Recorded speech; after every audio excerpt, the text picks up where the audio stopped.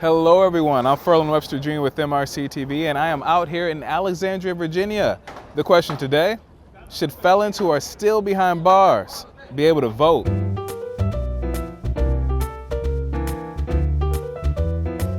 People who are convicted in prison, like the Boston Marathon bomber, on death row, people who are convicted of sexual assault, they should be able to vote?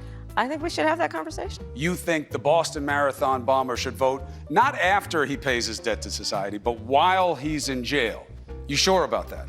You know, this is what I believe. Do you believe in democracy? Well, I don't agree with him, but then again, I don't agree with him on a lot of issues. Well, I like Bernie. I think he sometimes just goes overboard with his thought. I don't support Bernie 100%. I don't back him all the way. I say, in order to not worry about splitting hairs and defining the cutoff level between the severity of the crime and so forth, I say let them all vote.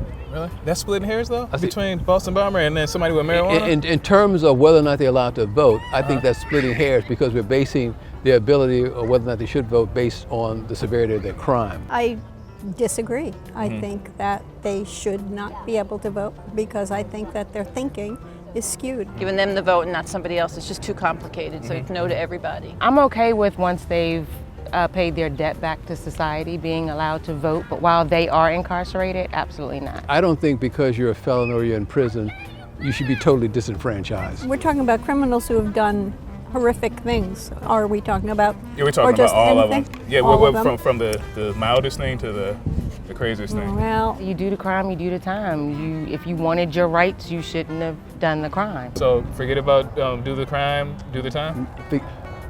Okay, you can do the crime and you can do the time, but you can vote in the process. Can I vote in the process? Okay. Yeah, vote in the process. When you are committing a crime, you're committing a crime against all of us.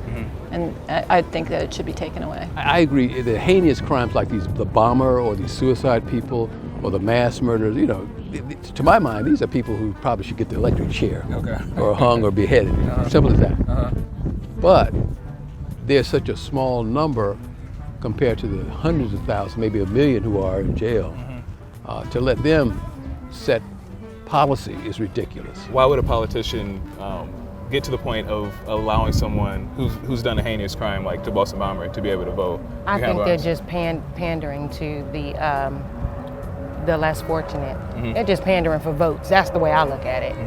Because I mean, it doesn't even make sense. The first thing that comes to my head is that he wants to vote, which is kind of self-serving. I think to some degree they're probably pandering in a way. I mean, obviously they're looking at their voter base. Because you think about the number of disenfranchised individuals behind bars, the growing numbers, minority members significantly so. And to say that I now give you the right to vote, that may also get, they may give you their vote. Do you think the politicians have some skewed thinking on this issue then? oh, absolutely.